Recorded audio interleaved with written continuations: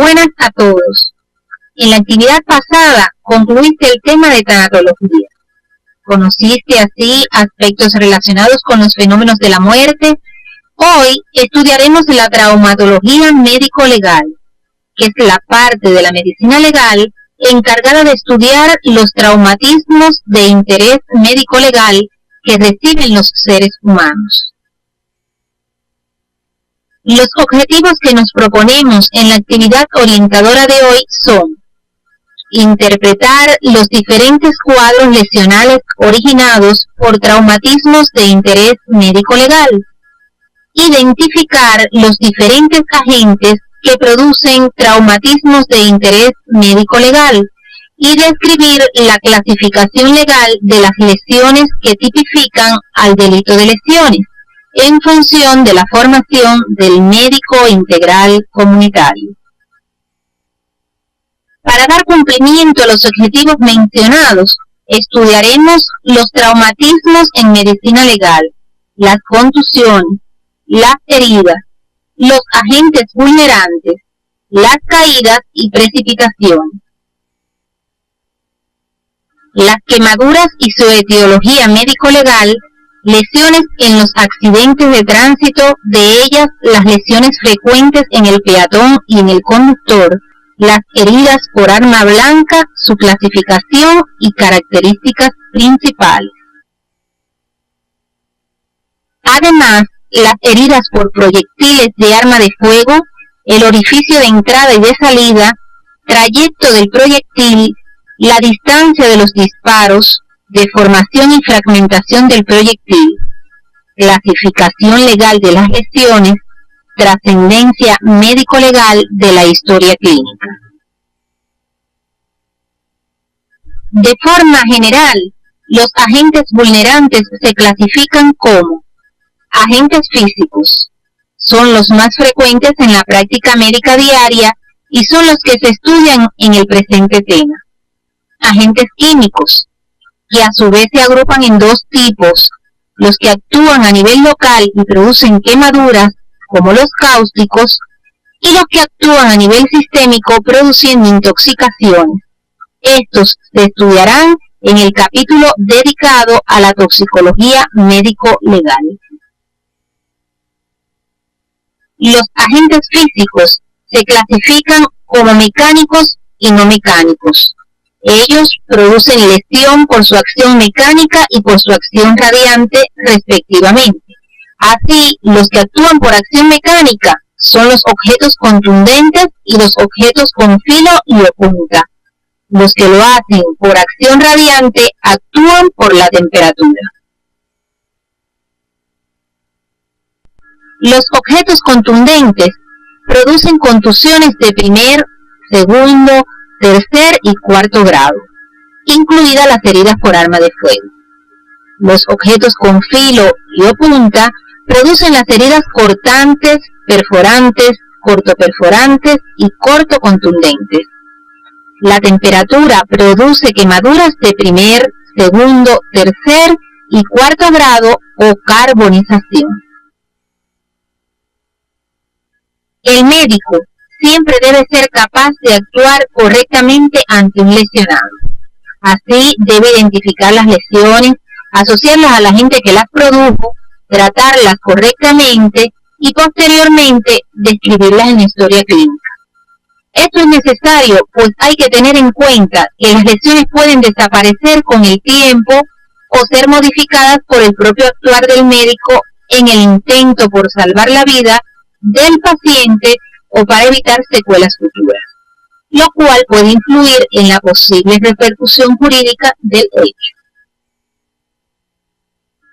Las lesiones que producen los agentes vulnerantes contusos, es decir, aquellos que no tienen bordes cortantes, se originan por efecto de la acción mecánica al ejercer presión, percusión, tracción o fricción en diferente grado de intensidad sobre la piel y los tejidos subyacentes.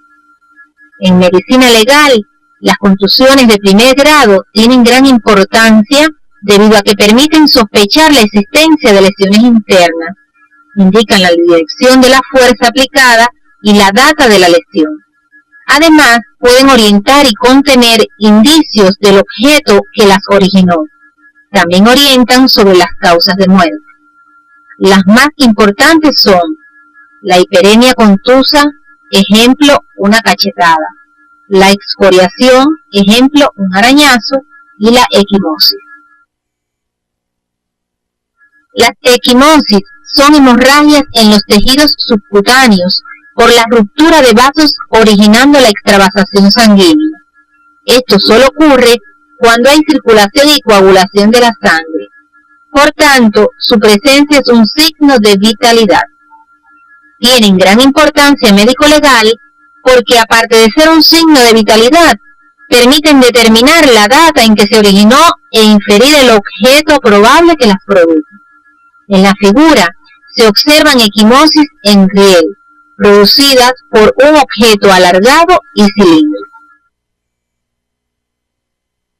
Las heridas son desgarros o soluciones de continuidad de la piel, tejidos u órganos subyacentes.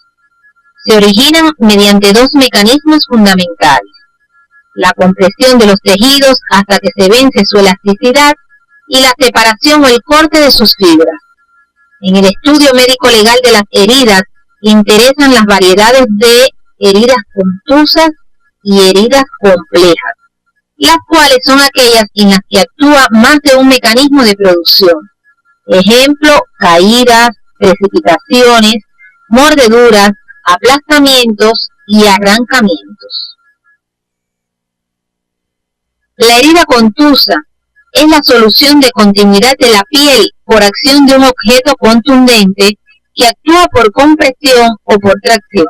Se produce el estallido de la piel de afuera hacia adentro o a la inversa si actúa un fragmento de hueso. A continuación, estudiaremos los traumatismos de interés médico-legal más frecuentes, como el atropello y las lesiones de conductor, las heridas por arma blanca, las heridas por arma de fuego, las quemaduras, las caídas y las precipitaciones. Las deben estudiar de forma individual según las orientaciones que aparecen en tu CD. Los eventos traumáticos que se relacionan con el movimiento de los vehículos de motor y que producen daños materiales, lesiones o la muerte de las personas se denominan accidentes de tránsito de manera general. El atropello automovilístico es un tipo especial de violencia que se origina en el encuentro entre un cuerpo humano y un vehículo o animal en movimiento. Los vehículos atropelladores se pueden agrupar en dos grupos: los que tienen ruedas no provistas de neumáticos y los que tienen ruedas provistas de neumáticos, como son los automóviles, los vehículos automotores de gran mole, las motocicletas y las bicicletas. El atropello por tren es un clásico ejemplo de atropello con ruedas no provistas de neumáticos. En el atropello se describen 4 fases. Ellas son choque, caída, aplastamiento y arrastre. En cada una de ellas se producen lesiones propias, lo que permite clasificarlas según las fases en que se originan. Se puede entender que en la dinámica de un accidente de tránsito, las lesiones varían de un caso a otro. Incluso puede que no estén presentes todas las fases del atropello. En la fase de choque del atropello por vehículo bajo, se producen generalmente 2 impactos. Uno primario por debajo del centro de gravedad, que provoca fracturas transversas u oblicuas en miembros inferiores, y un impacto secundario por encima del centro de gravedad, que provoca lesiones en pelvis, columna vertebral y cabeza.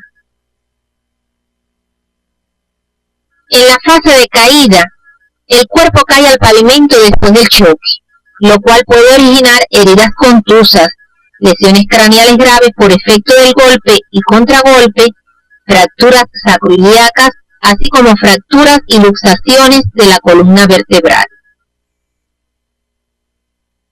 En la fase de aplastamiento, se producen fracturas múltiples si el pase se produce sobre estructuras rígidas. Si ocurre en regiones elásticas, la pared absorbe la energía y solo se originan desgarros viscerales. En la piel se pueden observar las equimosis que dejan los dibujos de los cauchos o gomas, llamadas marcas de llantas. En la fase de arrastre, las lesiones se producen por el impulso que el vehículo le transmite a la víctima o por quedar enganchado al vehículo. Estas lesiones se producen en zonas desprovistas de ropa, son áreas de escoriaciones lineales por fricción.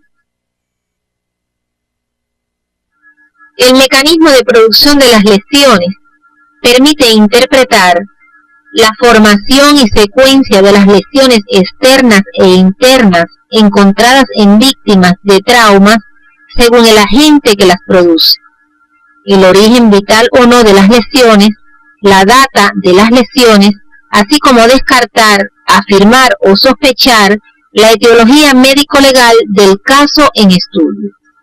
En los eventos de atropello, el mecanismo de producción de las lesiones permite explicar la dinámica y circunstancias que rodean el hecho. Estos elementos orientan en la identificación de la etiología médico-legal y permiten solucionar diferentes problemas médicos legales que se plantean, como la dirección de donde proviene el impacto, la altura del vehículo atropellador, entre otros. Ya conoces, desde el estudio de la tanatología, que la etiología médico-legal se verifica en los casos de muerte y define el curso futuro de la investigación policial. Para certificarla es imprescindible definir las circunstancias asociadas a cada caso, la inspección del lugar del hecho, el examen físico de la víctima y sus ropas, así como la autopsia médico-legal. Se certifican las etiologías médico-legales de accidente, suicidio y homicidio. En los casos de atropello, la etiología accidental es con mucho la más frecuente. La suicida se da cuando la víctima se lanza ante un vehículo en marcha. El homicidio es raro y difícil de demostrar. En la autopsia médico-legal se precisan los signos traumáticos externos e internos y su correlación con los agentes vulnerantes que los originaron, así como el trayecto interno que causan los agentes penetrantes. También es importante determinar si las lesiones fueron producidas cuando la víctima estaba viva. Para ello suelen seguirse 3 criterios: macroscópico, histológico e histoquímico. En casos de atropello, se debe verificar las lesiones en miembros inferiores asociadas al impacto primario, así como las lesiones del impacto secundario. Ambos impactos son propios de la fase de choque. En la cabeza, en la región sacroiliaca y en la columna vertebral, se verifican las lesiones propias de la fase de caída. De la fase aplastamiento, se identifican las lesiones internas al abrir el cadáver. También se ven las marcas de llantas en la piel. Para verificar la fase de arrastre, se identifican las escoriaciones en salto en áreas expuestas. Hacer el diagnóstico de atropello requiere una cuidadosa investigación en la escena de la muerte, con el objetivo de correlacionar las lesiones encontradas en el cadáver con los indicios existentes en el lugar del hecho.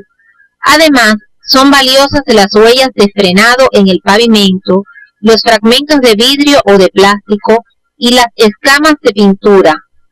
Ello permitirá identificar el tipo de vehículo, la velocidad a que se desplazaba el vehículo en el momento del incidente. Además, se debe verificar si el alcohol o las drogas influyeron en el hecho. Estos elementos en su conjunto permiten plantear la etiología médico-legal. Determinar quién es el conductor es importante por la responsabilidad penal y civil que se derivan en muchos accidentes de tránsito.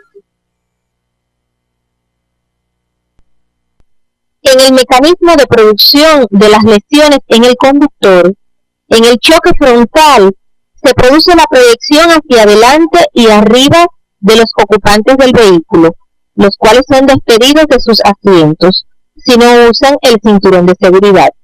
Así, la cara se aplasta contra el parabrisas, el tórax topa contra el volante, las rodillas contra el tablero, los pies contra los pedales.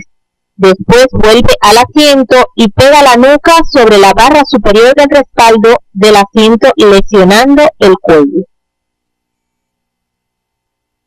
La etiología médico-legal más frecuente en casos de muerte del conductor es con mucho la accidental.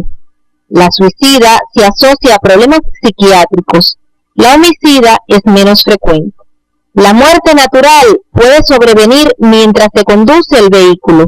En todos los casos, es muy importante la realización de la autopsia médico-legal.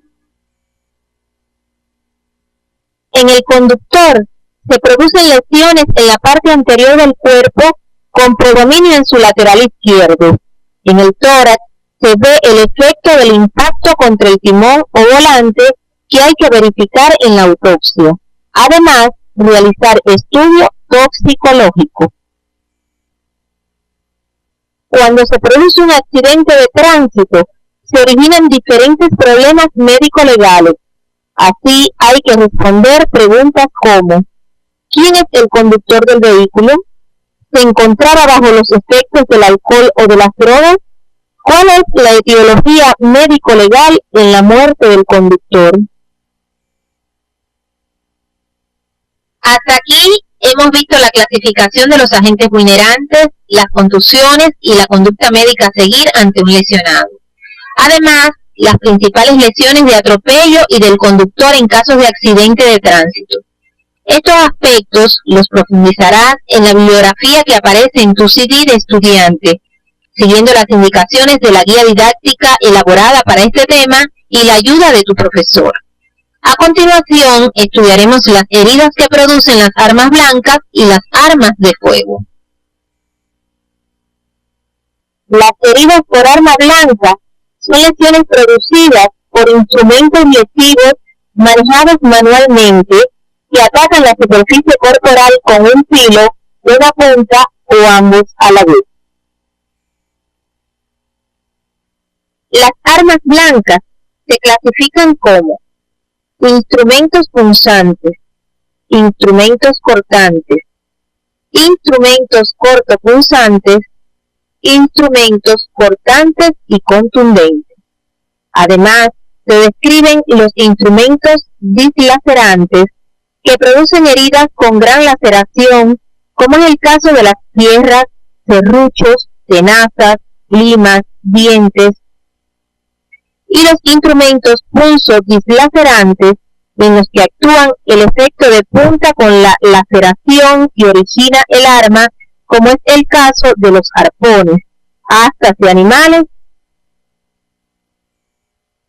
Los instrumentos punzantes son de láminas de sección reducida, carentes de bordes cortantes. Ejemplos: agujas, punzón, florete, estilete, clavo. Las heridas que presentan orificio de entrada que reproducen la sección del arma, trayecto, y pueden presentar orificio de salida. Los instrumentos cortantes tienen un borde afilado y generalmente tienen poco peso. Ejemplo: navaja, vidrio, cuchillo, hoz. Las heridas que producen tienen bordes nítidos, lineales, se unen en extremos llamados colas. La cola de entrada es corta y profunda. La cola de salida es larga y superficial. Los instrumentos cortopunzantes tienen una hoja triangular con filo en uno de sus bordes, los cuales se unen en un extremo agudo. Ejemplo: puñal, flecha, cuchillo, espada. Las heridas que producen tienen un orificio de entrada con bordes lineales, curvos, que se unen en un extremo agudo y otro obtuso en forma de muesca. Los instrumentos cortantes y contundentes actúan por el impacto de su peso y por el deslizamiento de su filo. Ejemplo, hacha, machete, sable. Las heridas que producen tienen bordes lineales, equimóticos, que se continúan en paredes lineales y lisas. Estas paredes se unen en un fondo uniforme. Por tanto, las heridas provocadas por estas armas se clasifican de acuerdo al efecto predominante que dejan sobre el cuerpo. Así se pueden agrupar en heridas punzantes, heridas incisas o cortantes, heridas punzocortantes y heridas contusocortantes. Es muy importante distinguir las características de cada una de estas heridas, pues permiten inferir el arma que las originó y la dirección del deslizamiento, así como las lesiones a planos profundos.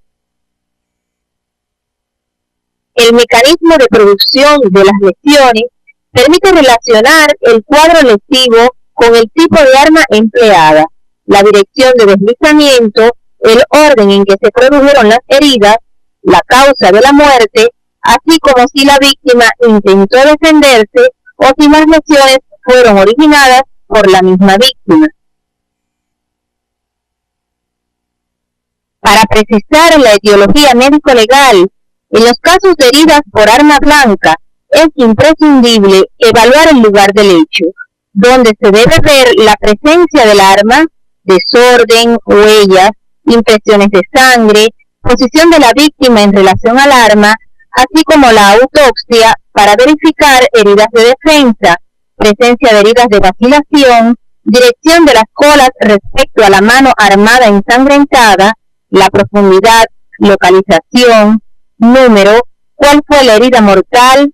Todo ello permite distinguir entre el suicidio, el homicidio y el accidente. La historia recoge casos de ejecución judicial, como son los casos de decapitación en la guillotina o por sable.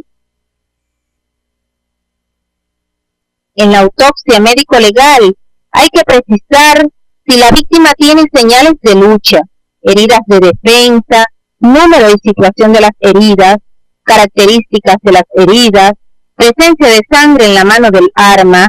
Además, establecer el trayecto del instrumento punzante o corte punzante dentro de la víctima, el ancho y la longitud del arma, así como la vitalidad y orden de producción de las heridas. Precisar cuál es la herida mortal en los casos en que hay varias, la data y la causa de la muerte.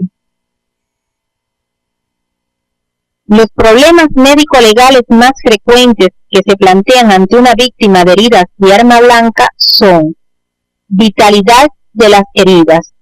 Se verifica con la presencia de hemorragias, embolia gaseosa, bordes retraídos, protusión del tejido adiposo por la herida y coágulos de sangre. Etiología médico-legal, identidad del arma según ancho, longitud, punta y filo, orden de las heridas. Las mortales por necesidad son las últimas que se producen. Las heridas por arma de fuego son aquellas producidas por el efecto sobre el organismo de los disparos con arma de fuego. Tienen este nombre genérico porque antes el disparo se acompañaba de fuego. Las armas de fuego son instrumentos que disparan un proyectil por la acción de una carga explosiva u otro mecanismo de impulso a través de un cilindro metálico.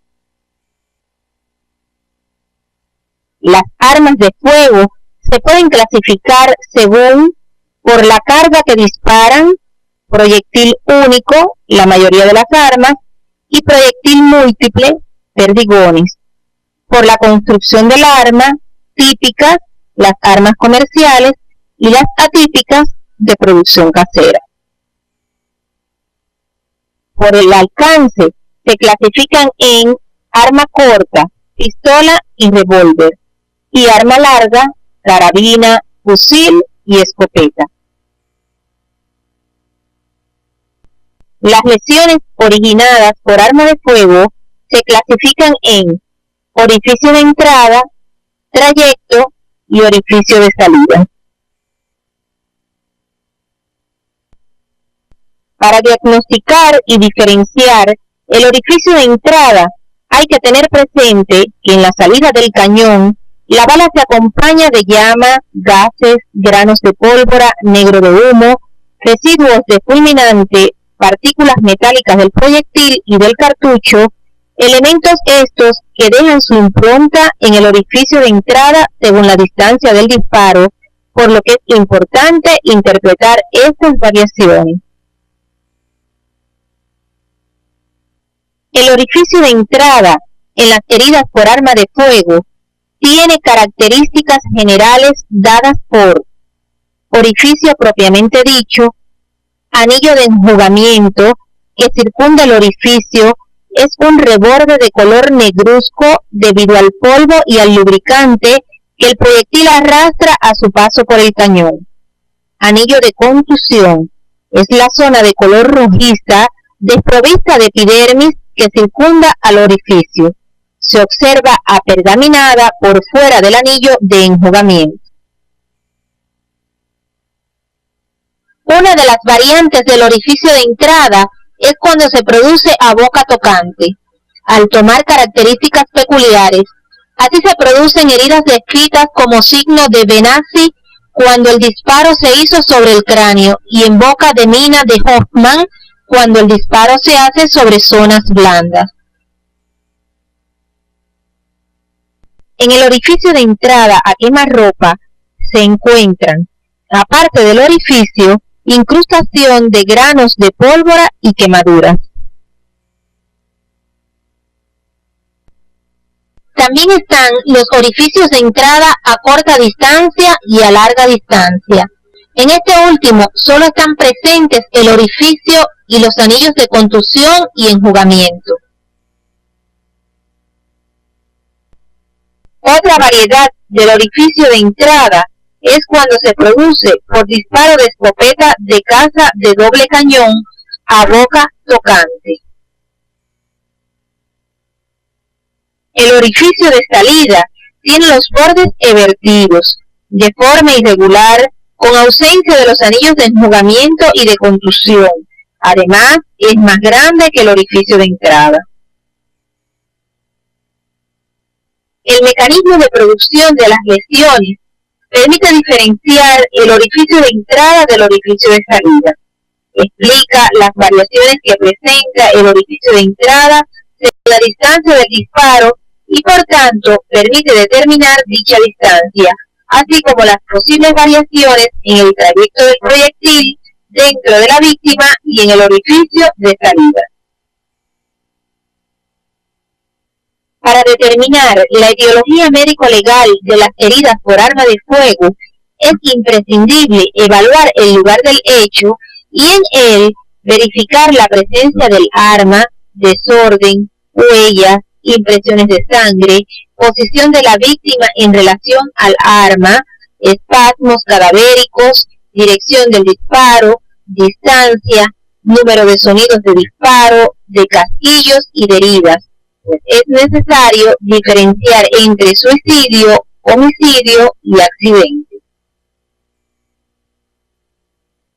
En la autopsia médico-legal se debe verificar presencia de señales de lucha, localización y características de los orificios de entrada y de salida, número de heridas, determinar relación, posición del arma, orificio de entrada, dirección del disparo, trayecto del proyectil dentro de la víctima, distancia del disparo, la presencia de sangre en la mano del arma, la data y causa de la muerte, además, localizar el proyectil si no hay orificio de salida.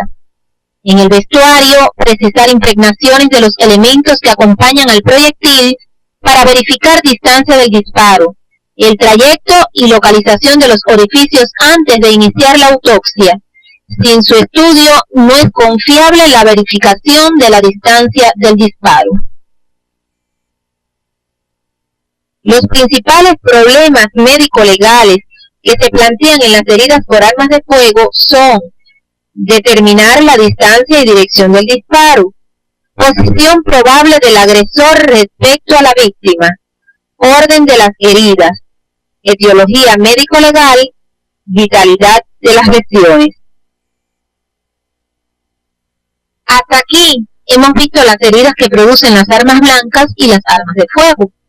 Debes tener en cuenta que el tema de las heridas por armas de fuego será evaluado en una discusión de caso médico-legal, por lo que profundizarás en los elementos relacionados con estas heridas, contando para ello con la bibliografía que aparece en tu CD, siguiendo las indicaciones elaboradas para tal efecto en la guía didáctica y la ayuda de tu profesor.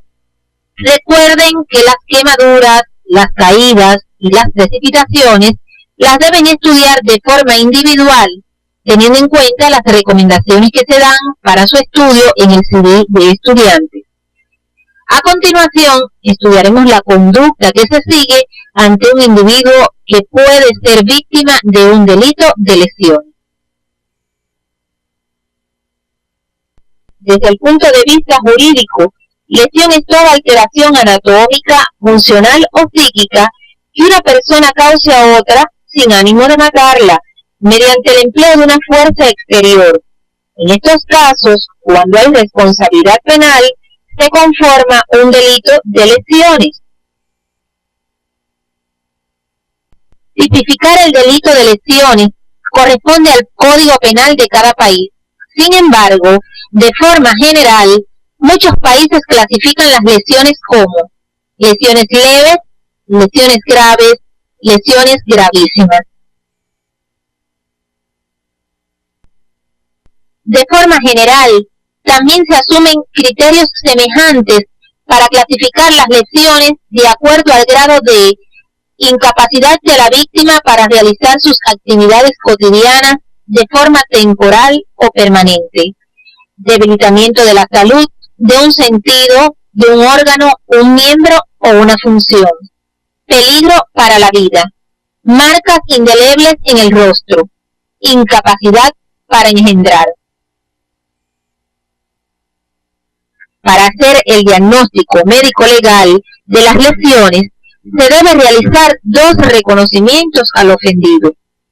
Un primer reconocimiento se lleva a cabo poco después de causada la lesión, con el propósito de establecer su vinculación con el hecho.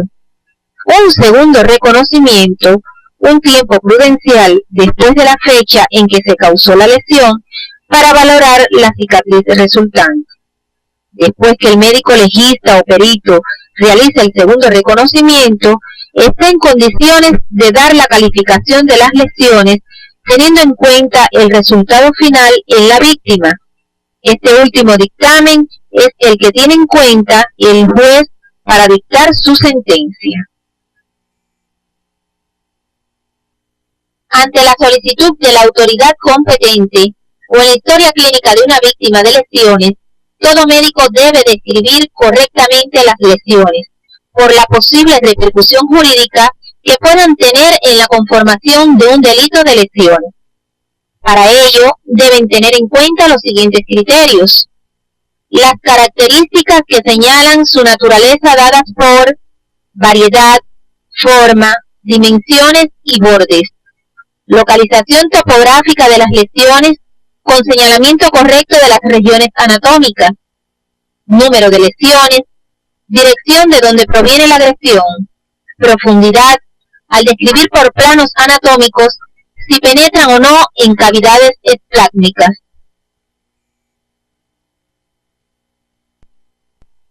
La trascendencia médico-legal de la historia clínica en un paciente lesionado está dada porque en ella se anotan datos oficiales que reflejan la descripción inicial de las lesiones. Es necesario realizarla, pues las características de las lesiones pueden desaparecer con el tiempo o modificarse por la acción médica o quirúrgica. La evolución del lesionado, una agravación imprevista, una enfermedad concurrente, el abandono de la asistencia, la curación y el alta o el fallecimiento. La valoración exacta del peligro inminente para la vida, si existen secuelas o incapacidad, el tiempo de curación. Toda esta información contribuye a la calificación legal de las lesiones que realiza el médico legista o perito forense.